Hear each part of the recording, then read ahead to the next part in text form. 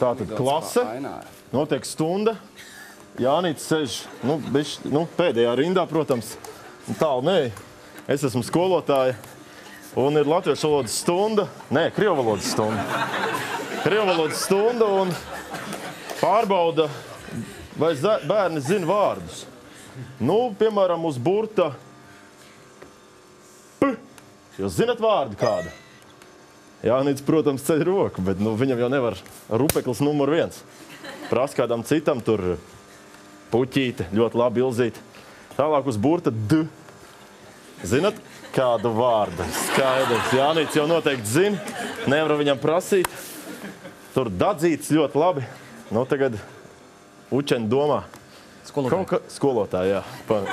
Skolotāji domā kaut kādu tādu krievu valodu uz I burta. Zinat kādu vārdu? Pilnīgs klusums klasē. Vienīgais šitas te brakaģels. Skolotāji tā domā, nav neviena vārda uz I burta. Atrakstās. Labi, Jānīt, saki.